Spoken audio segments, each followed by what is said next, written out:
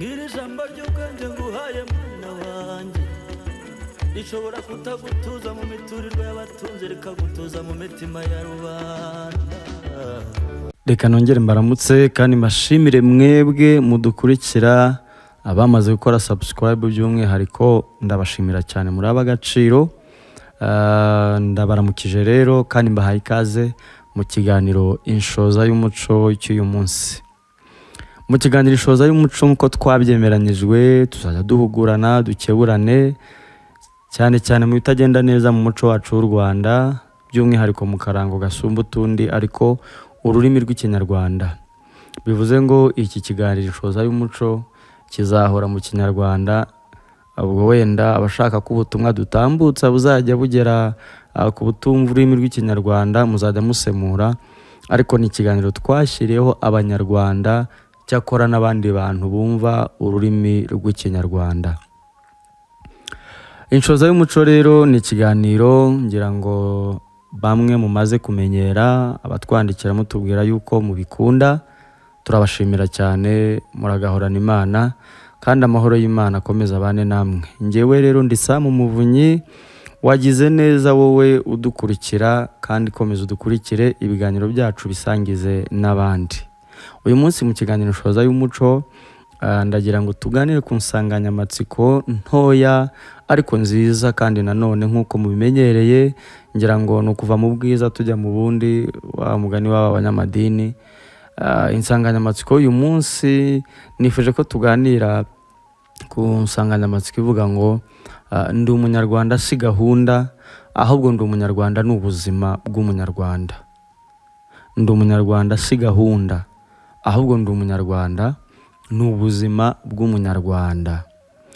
Ubundi abantu bakunda kuvuga ngo gahunda ya ndi umunyarwanda, si uko nje kubihinyura, ahubwo ndagira ngo tubishimangire tuvuga yuko ndi umunyarwanda idakwiye kuba gahunda, ahubwo dukwiye kuyigira ubuzima.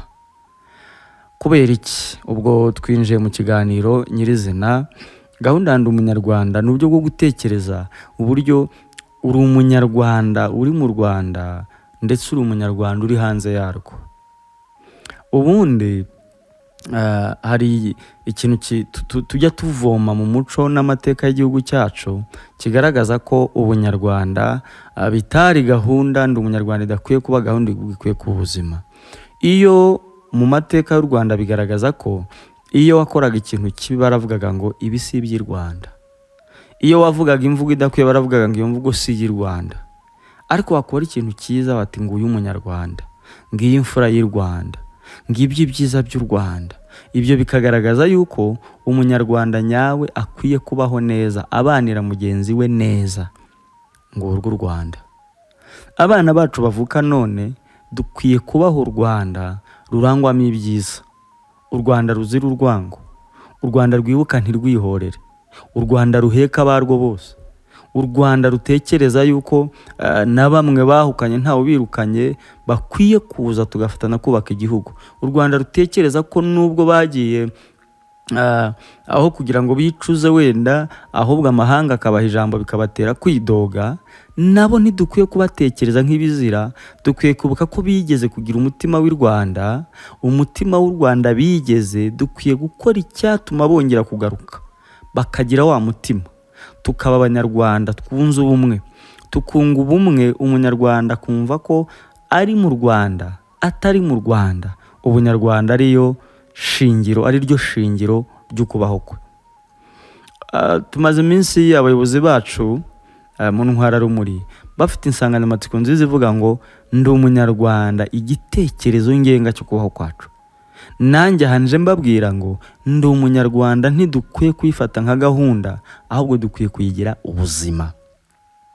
Ndi umunyarwanda nireke kuba gahunda, ahubwo ihinduke ubuzima. Ujye utekereza ubunyarwanda mbere y'ikindi cyose nk'isano muzi, isano. Ubushize narababwiye mu kiganiro nti ubunyarwanda isano isumbiye amaraso. Ubunyarwanda niyo sano nkuru abanyarwanda dufitanye kurusha abandi.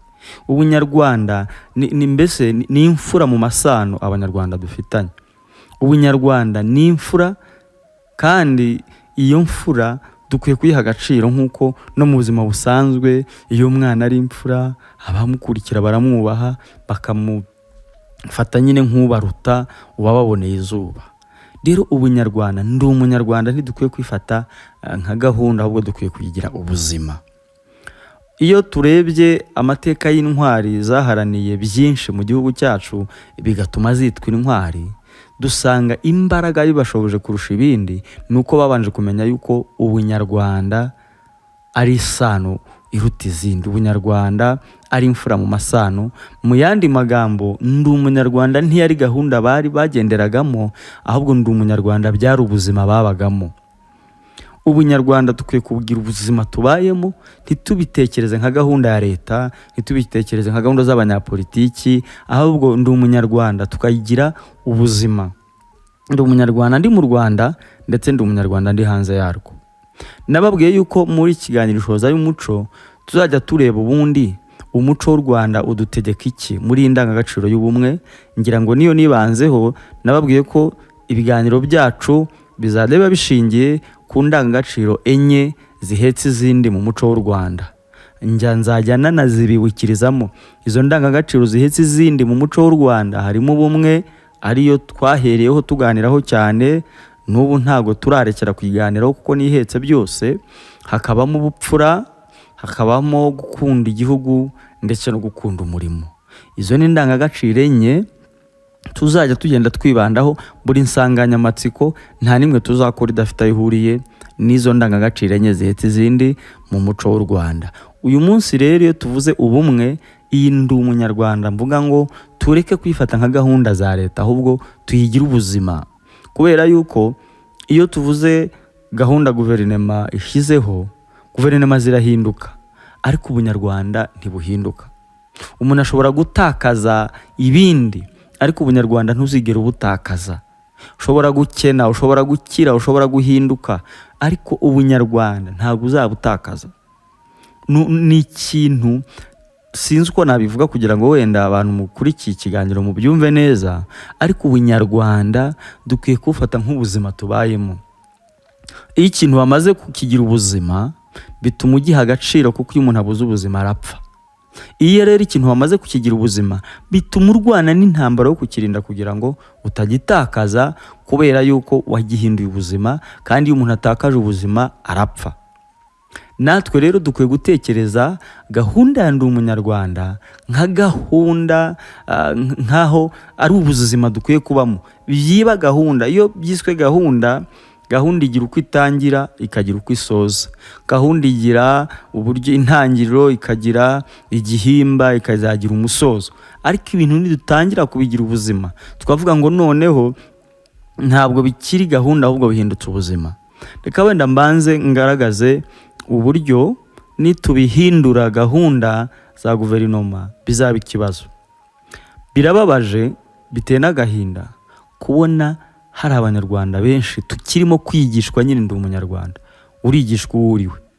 Impamvu yo irafatika, irahari. Impamvu umuntu harimo abakigishwa ubunyarwanda nuko hari ikigeze kubaho kigasenya ubwo bunyarwanda. Ubwo bunyarwanda bumaze gusenyuka rero, hashyiriyeho gahunda yo kongera kubaka ubwo bunyarwanda.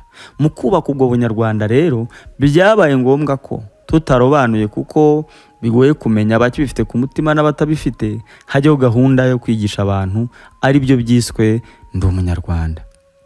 Ariko noneho nk'abanyarwanda aha tugeze, nyuma y'imyaka hafi 30 jenoside iba mu gihugu cyacu cy'u Rwanda, dukwiye kumenya ngo birakwiye ko dukomeza gutekereza ndi umunyarwanda nka gahunda, cyangwa ahubwo dukwiye kuyigira ubuzima. Ariyo mpamvu nashatse ko muri iki kiganiro umuntu wese uzagikurikira, ugikurikiye uyu munsi tugikoze, tekereza wowe gahunda uracyafata ndi umunyarwanda nka gahunda, cyangwa wamaze kuyigira ubuzima. Tuyigira ubuzima nibyo bizadufasha kubana neza. Tuyigira ubuzima nibyo bizadufasha guturana tudatongana.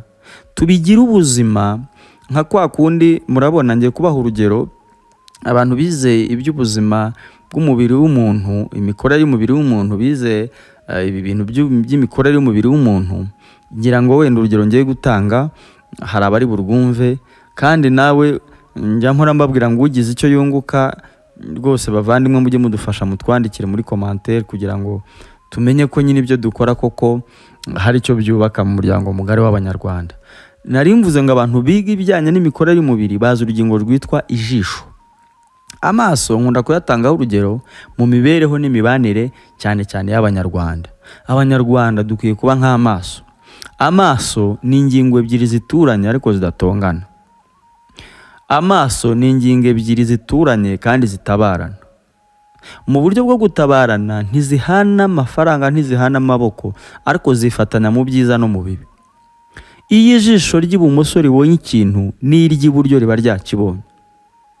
Iyo ijisho ry'iburyo ritokowe rikarira, iry'ibumoso ririfasha kurira nta nduru ivuze ngo yewe ntabara natewe cyangwa se byagenze gutya. Kuko imibanire myiza izi ngingo zabihinduye ubuzima, cyangwa se reka tuvuge ko ariko zisanze kubana neza no kumenyana aribwo buzima bwo kugira ngo ijisho ribe ryitwa ijisho. Umunyarwanda akwiye kubona mugenzi we nka rya jisho.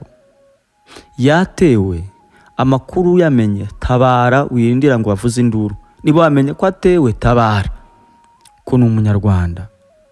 Umunyarwanda ahangayikira mugenzi we. Niba turi mu bihe abantu bavuga inzara iraje, ibibazo biraje, igihugu bimeze gutya, ibiza, ibyorezo, amapfa, bagakwiye kwisuzuma ukamenya ngo urwego ndiho muri iki gihe cy'ibiza rwagaburira bangahe. Nguko kumenya uko ijisho ryatokowe irindi rikarifasha kurira. Twagakwiye rero gufata ndi umunyarwanda tukareka kuyitekereza nka gahunda zashyizweho na guverinoma, ahubwo ndi umunyarwanda ikaba ubuzima. Ubunyarwanda navuze ngo niyo sano muzi, niyo sano, niyo mfura. Ubunyarwanda ni imfura mu masano. Mbere yuko ibindi byose tubiba, mbere yuko tujya muri aya madini tubarizwamo, mbere yuko tujya muri iyi miryango yigenga, mbere yuko dukora ibi n'ibi na bya bindi uzi ukora, uri umunyarwanda. Ubunyarwanda ni ubutunzi ufite utazatakaza kandi n'uwo nguwo afite. Niyo mpamvu navuze ngo ndi umunyarwanda ndi mu Rwanda ndetse ndi umunyarwanda ndi hanze yarwo. Ukwiye kuba wa munyarwanda uzagenda hagiye hose akagendana u Rwanda kandi akarugendana mu buryo bwiza. Ubonye amahirwe wigenda ngo wibagirwe wanyu. Vuga ibyiza by'u Rwanda aho uri, bitume naho wagiye bifuza kuza kureba u Rwanda. Kuko ndi umunyarwanda atari gahunda, ahubwo ndi umunyarwanda ari ubuzima. Ndagira ngo tugerageze ibi bintu kubikurura tubyumva. Reka ntange urundi rugero. Uyu munsi ntago nkora ikiganiro kirekire, uretse ko n'ubundi ntasanzwe mbarambira. Ndumva mbyizeye ko ntajya mbarambira muri ibiganiro. Icyo nshaka nuko ubutumwa tujya tubwumva. Ntange urugero ku bimera. Umunsi natanze ingero mu binyabuzima, ubutaha tuzatanga ingero muri za science wenda zindi. Ibimera cyane cyane nko mu mashyamba, ikimera kigufi, ibyo dukunze kwita ibyatsi, ntabwo kinubira yuko igiti cyagisumbye, ndetse n'igiti ntigisuzugura icyatsi kuko kigisumba. Erega ho niba nabyita tujye tunashyiramo n'urwenya, nta muremure wamanuye imvura ariko nta n'umugufi watoraguye atunamye. Si byo se banyarwanda? Nta muremure watumanuriye imvura twayibuze kandi nta n'umugufi watoraguye atunamye. Niyo mpamvu indeshyo zidakwiye kuba n'ikibazo. Burya uko ungana, uko uteye, uko usa ntibikwiye kuba ikibazo. Imbivuze kubera iki? Cya giti kirekire hari igihe kijya gihungura amababi akamanuka muri bya byatsi. Akenshi hari igihe ya mababi yamanutse mu ishyamba ahinduka ifumbire ya bya byatsi. Ariko ntitwibagirwe ko hari ibiti bihinduka uburozi, bikaba bifite amababi amanuka nta fumbire, ahubwo agahinduka uburozi bwica bya byatsi yaguyeho. Ibyo biti rero nibyo tugereranya na ba banyarwanda bataramenya ko ubunyarwanda ari imfura mu masano ngo aburyo duha agaciro, bagahorana amababi yo kumanura ku bantu, yagera ku bantu agatangira kurema ibice, inzika n'inzangano mu mitima y'abantu, gusebanya no kugambanirana. Ibintu nk'ibyo ngibyo ugasanga niyo mababi. Ntibikwiye. Dukwiye gutekereza ubunyarwanda nk'ikintu cy'agaciro kiri hagati yacu kandi kizajya gituma njyewe nawe tubana neza. Erega njyewe nawe turi umwe, ntacyo dukwiye gupfa. Twe gutekereza ko turi umwe nk'abanyarwanda, tureke kureba ibyadutanya, turebe ibintu byo kuduhuza. Twirinde ibyo gutonesha no gutetesha, twirinde ibyo gutoteza no kuvangura. Oya, umuntu utumva ibintu kubyumva si itegeko ngo umurebe nabi nk'atari umunyarwanda. Twese turi abanyarwanda.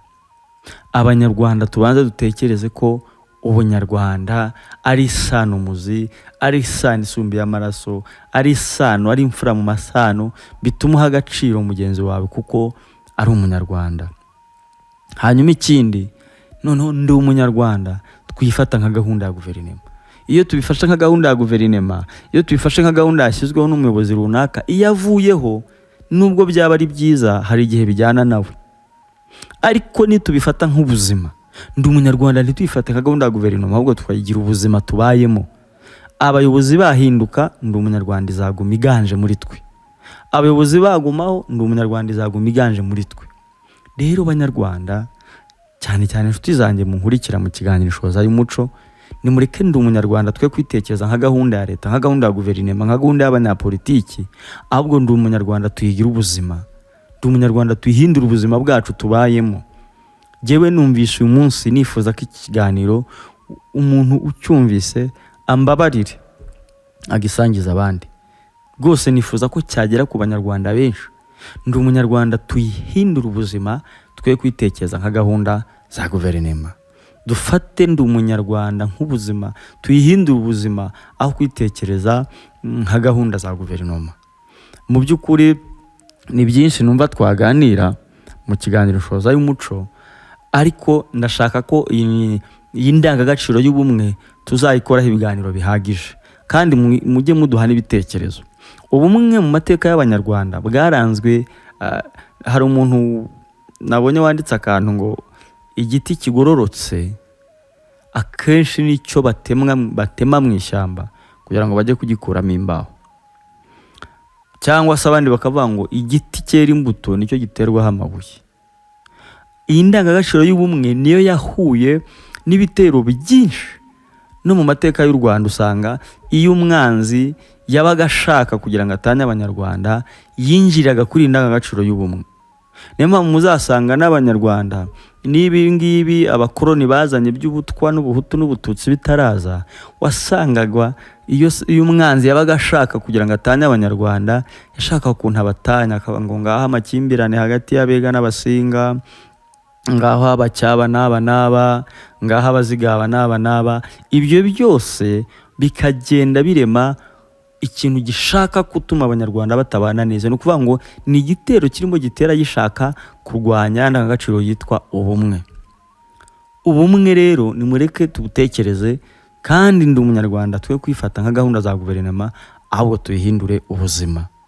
Ngira ngo abantu bize kera baribuka imyandiko twajyaga twiga, harimo umwandiko wajyaga uvuga ngo ni umukecuru n'abana be 3, ngo yari afite abana 3, arababwira ngo nibaze, afata inkoni 3 arazihambiranya, arababwira ngo bazivune.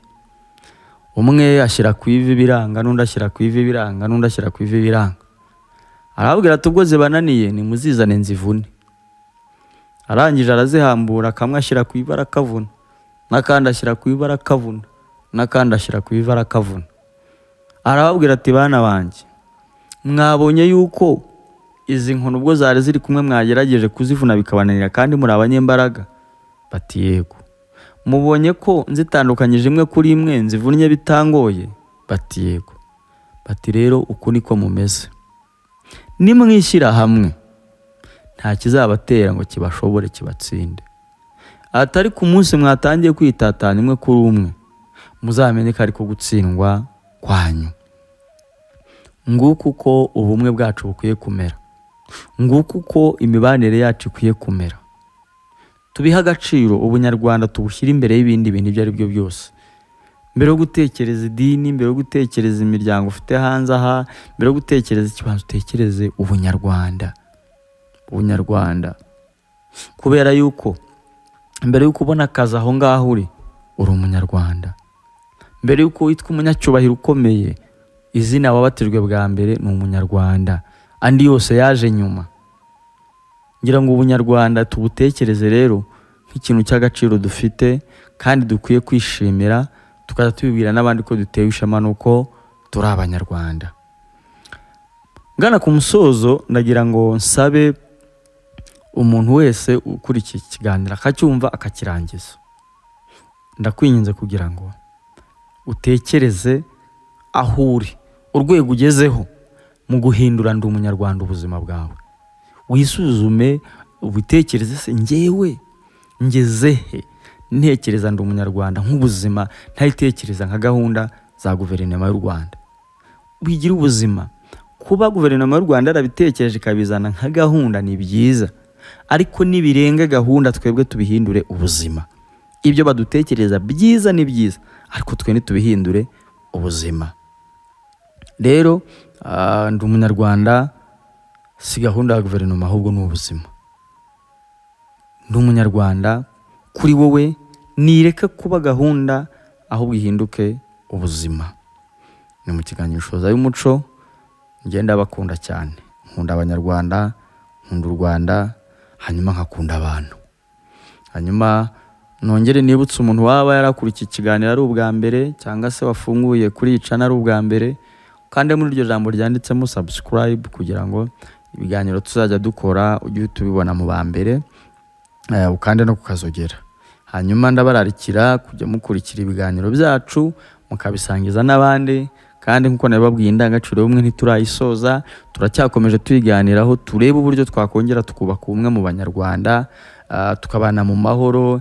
Ibyatangiye ari mitindi, ibintu byatangiye ari za mitingi bikabyara imitima mitindi, nimureke twebwe tubigarure disi, twubake imitima ituje, imitima ituranye idatongana.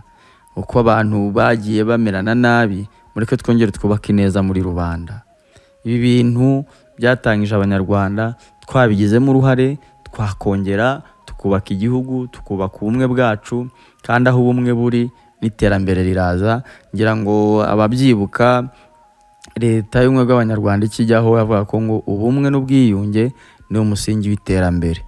Ibyo rero natwe dukwiye kubitekereza, tukavuga none ngo ndi umunyarwanda nibwo buzima nkwiye kubaho, ndi umunyarwanda nibwo buzima nkwiye kubaho. Ndumva hari wenda dukwiye kubitekereza muri ubwo buryo, kandi ndabashimira cyane abatwereka ko mudukurikira, mukomeze mudushyigikire.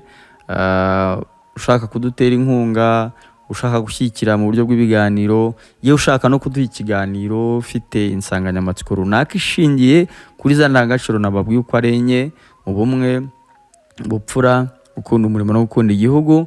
Wumva ushaka kuzajya udufasha, wenda uvuga uti mfite ikiganiro natanga ku ndangagaciro y'ubupfura, mfite ikiganiro natanga ku ndangagaciro y'ubumwe, mfite ikiganiro natanga ku gukunda igihugu cyangwa se gukunda umurimo, ni karibu rwose.